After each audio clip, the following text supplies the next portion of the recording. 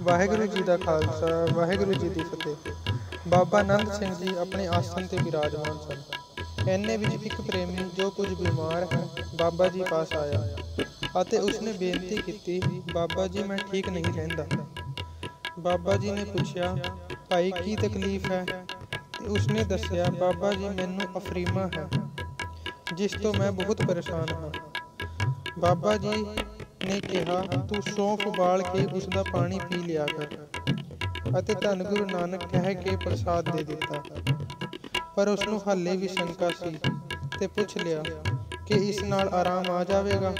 ਬਾਬਾ ਜੀ ਕਹਿਣ ਲੱਗੇ ਕਿ ਤੈਨੂੰ ਪਤਾ ਹੈ ਕਿ ਤੈਨੂੰ ਇਹ ਅਫਰੀਮਾ ਕਿਸ ਕਾਰਨ ਹੋਇਆ ਹੈ?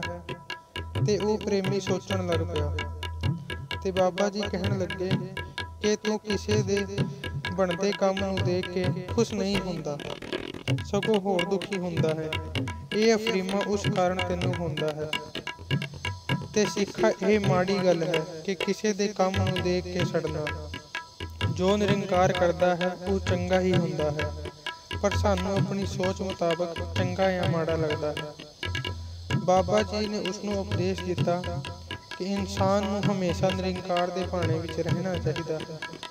ਬਾਬਾ ਜੀ ਕਹਿਣ ਲੱਗੇ, ਤੈਨੂੰ ਆਰਾਮ ਤਾਂ ਆਹੀ ਆਏਗਾ ਅਗਰ ਤੂੰ ਸੋਚੇਗਾ ਕਿ ਨਿਰੰਕਾਰ ਜੋ ਤੂੰ ਕੀਤਾ ਹੈ ਉਹ ਚੰਗਾ ਹੈ ਅਤੇ ਜੋ ਮਾੜਾ ਮੈਂ ਸੋਚ ਰਿਹਾ ਹਾਂ ਉਹ ਮੇਰੇ ਮਾੜੇ ਕਰਮ ਹਨ।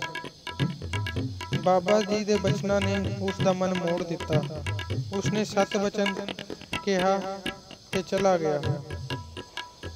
ਕੁਝ ਸਮਾਂ ਬਾਅਦ ਉਸ ਦਾ ਅਫਰੀਮਾ ਨੂੰ ਆਰਾਮ ਆ ਗਿਆ। ਹੁਣ ਉਹ ਬਾਬਾ ਜੀ ਦੇ ਦਰਸ਼ਨ ਕਰਨ ਆਉਂਦਾ ਰਹਿੰਦਾ ਅਤੇ ਸੰਗਤ ਵੀ ਕਰਦਾ। ਪਰ ਕੁਝ ਸਮਾਂ ਬੀਤਿਆ, ਉਸਨੇ ਆਪਣੀ ਲੜਕੀ ਦਾ ਵਿਆਹ ਕੀਤਾ ਤੇ ਵਿਆਹ ਵਿੱਚ ਮੀਟ ਸ਼ਰਾਬ ਵੀ ਚਲਾ ਦਿੱਤਾ। ਬਸ ਫੇਰ ਕੀ ਸੀ, ਉਸ ਦੇ ਅਫਰੀਮਾ ਦੀ ਬਿਮਾਰੀ ਜੋ ਕਿ ਇੰਨੇ ਸਮੇਂ ਤੋਂ ਬਾਬਾ ਜੀ ਦੇ ਬਚਨਾਂ ਕਰਕੇ ਠੀਕ ਸੀ, ਦੁਬਾਰਾ ਸ਼ੁਰੂ ਹੋ ਗਈ।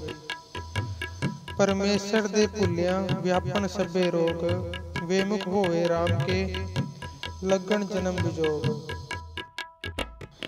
ਘਰ ਵਾਲੀ ਨੇ ਯਾਦ ਕਰਵਾਇਆ, ਤੁਸੀਂ ਬਾਬਾ ਜੀ ਕੋਲ ਜਾਓ, ਉਹ ਕਿਰਪਾ ਕਰਨਗੇ।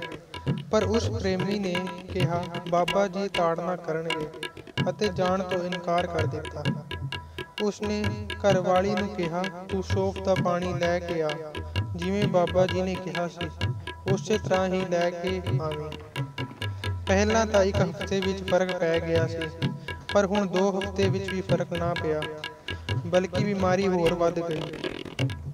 ਆਖਿਰਕਾਰ ਬਾਬਾ ਜੀ ਕੋਲ ਆ ਗਿਆ, ਚੜ੍ਹਨਾ ਤੇ ਡਿੱਗ ਪਿਆ ਤੇ ਬੇਨਤੀ ਕਰਨ ਲੱਗ ਪਿਆ, ਬਾਬਾ ਜੀ ਭੁੱਲ ਹੋ ਗਈ, ਮੈਨੂੰ ਬਖਸ਼ ਲਵੋ। ਹੁਣ ਬਾਬਾ ਜੀ ਨੇ ਉਸਨੂੰ ਤਾੜਨਾ ਕੀਤੀ ਤੇ ਕਿਹਾ, ਕਰਨਾ ਕੰਨਿਆਦਾਨ ਤੇ ਵਰਤਣਾ ਮੀਟ ਤੇ ਸ਼ਰਾਬ। ਹੁਣ ਉਹ ਨੀਵੀਂ ਪਾ ਕੇ ਬਹਿ ਗਿਆ। ਬਾਬਾ ਜੀ ਨੇ ਕਿਹਾ, ਦਵਾਈ ਤੇ ਤੇਰੇ ਕੋਲ ਹੀ ਸੀ, ਉਹੀ ਵਾਪਰ ਲੈਣੀ ਸੀ, ਭਾਵ ਸੌਂਫ ਦਾ ਪਾਣੀ ਪੀ ਲੈਣਾ ਸੀ। ਉਸਨੇ ਕਿਹਾ, ਬਾਬਾ ਜੀ ਸੌਂਫ ਦਾ ਪੀਤੀ ਸੀ ਪਰ ਫਰਕ ਨਹੀਂ ਪਿਆ। ਬਾਬਾ ਜੀ ਕਹਿਣ ਲੱਗੇ, ਬਿਮਾਰੀ ਵੀ ਉਹੀ, ਦਵਾਈ ਵੀ ਉਹੀ, ਫਿਰ ਫਰਕ ਕਿੱਥੇ ਰਹਿ ਗਿਆ ਭਾਈ? ਉਹ ਨੀਵੀਂ ਪਾਈ ਬੈਠਾ ਰਿਹਾ।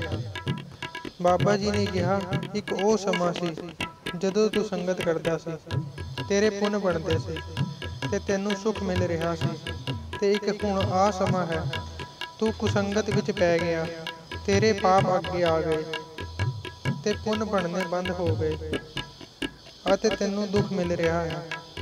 ਜੇਕਰ ਹੁਣ ਤੂੰ ਠੀਕ ਹੋਣਾ ਹੈ, ਅੰਮ੍ਰਿਤ ਵੇਲੇ ਉੱਠ, ਨਿਤਨੇਮ ਕਰ, ਸੰਗਤ ਕਰ, ਸੇਵਾ ਕਰ, ਫਿਰ ਪਾਪਾਂ ਤੋਂ ਛੁਟਕਾਰਾ ਮਿਲੇਗਾ।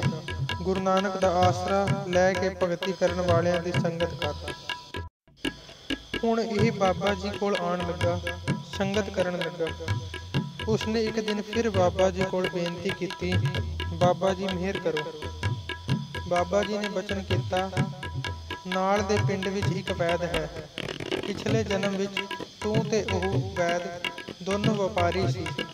ਤੂੰ ਉਸ ਦਾ ਇੱਕ ਆਨਾ ਦੱਬ ਲਿਆ ਸੀ, ਭਾਵ ਬੇਈਮਾਨੀ ਨਾਲ ਰੱਖ ਲਿਆ ਸੀ। ਜੇ ਕਿਸੇ ਦਾ ਕਰਜ਼ਾ ਦੇਣਾ ਰਹਿ ਜਾਵੇ ਜਾਂ ਕਿਸੇ ਨਾਲ ਧੋਖਾ ਕੀਤਾ ਹੋਵੇ ਤਾਂ ਉਸ ਦਾ ਮੁੱਲ ਤਾਂ ਮੋੜਨਾ ਹੀ ਪੈਂਦਾ ਹੈ। ਜੇ ਇਸ ਜਨਮ ਵਿੱਚ ਨਹੀਂ ਮੋੜੀਏ ਤੇ ਅਗਲੇ ਜਨਮ ਵਿੱਚ ਮੋੜਨਾ ਪੈਂਦਾ ਹੈ, ਪਰ ਅਗਲੇ ਜਨਮ ਵਿੱਚ ਤੈਨੂੰ ਉਸ ਦਾ ਮੁੱਲ 10 ਗੁਣਾ ਕਰਕੇ ਮੋੜਨਾ ਪਵੇਗਾ। ਤੁਹਾਨੂੰ ਦੋਨਾਂ ਨੂੰ ਦੁਬਾਰਾ ਜਨਮ ਮਿਲਿਆ ਹੈ। ਤੈਨੂੰ ਉਸ ਦਾ ਇੱਕ ਆਨਾ ਵਿਆਜ ਸਮੇਤ, ਜੋ ਕਿ ਹੁਣ 11 ਆਨੇ ਹੋ ਚੁੱਕੇ ਨੇ, ਮੋੜਨੇ ਪੈਣਗੇ।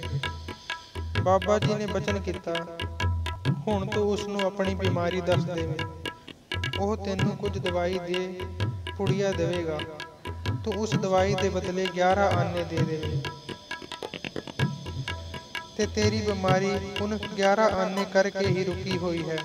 ਜਾਂ ਉਸ ਨੂੰ ਉਸ ਦਾ ਹੱਕ ਦੇ, ਆ ਤੇਰੀ ਬਿਮਾਰੀ, ਉਸ ਦੇ ਪੈਸੇ ਦਾ ਲੈਣ ਦੇਣ ਦੋਨੋਂ ਹੀ ਖਤਮ ਹੋ ਜਾਣਗੇ। ਉਹ ਪ੍ਰੇਮੀ ਸਤ ਵਚਨ ਕਹਿ ਕੇ ਚਲਾ ਗਿਆ। ਉਸਨੇ ਉਸੇ ਤਰ੍ਹਾਂ ਹੀ ਕੀਤਾ। ਵੈਦ ਕੋਲ ਗਿਆ, ਬਿਮਾਰੀ ਦੱਸੀ। ਵੈਦ ਨੇ ਪੁੜੀਆਂ ਦਿੱਤੀਆਂ ਤੇ ਉਸਨੇ 11 ਆਨੇ ਦੇ ਦਿੱਤੇ ਅਤੇ ਕੁਝ ਕੁ ਦਿਨਾਂ ਵਿੱਚ ਹੀ ਉਸਦੀ ਅਫਰੀਮਾ ਦੀ ਬਿਮਾਰੀ ਠੀਕ ਹੋ ਗਈ। ਹੁਣ ਬਹੁਤ ਖੁਸ਼ ਹੈ ਤੇ ਬਾਬਾ ਜੀ ਪਾਸ ਬੇਨਤੀ ਕੀਤੀ। ਬਾਬਾ ਜੀ, ਆਪ ਜੀ ਦੀ ਮਿਹਰ ਹੋ ਗਈ ਹੈ। ਬਾਬਾ ਜੀ ਕਹਿਣ ਲੱਗੇ, ਤੂੰ ਸਾਡਾ ਵਚਨ ਮੰਨਿਆ ਹੈ। ਅਸੀਂ ਗੁਰੂ ਨਾਨਕ ਪਾਤਸ਼ਾਹ ਤੇ ਮਾਣ ਰੱਖ ਕੇ ਵਚਨ ਕਰਦੇ ਹਾਂ। ਤੇਰੇ ਲੇਖੇ ਅੱਜ ਤੋਂ ਫਾੜ ਦਿੱਤੇ। ਹੁਣ ਤੂੰ ਜਨਮ ਮਰਨ ਦੇ ਗੇੜ ਤੋਂ ਬਾਹਰ ਹੈ। ਵਾਹਿਗੁਰੂ ਜੀ ਕਾ ਖਾਲਸਾ, ਵਾਹਿਗੁਰੂ ਜੀ ਕੀ ਫਤਿਹ।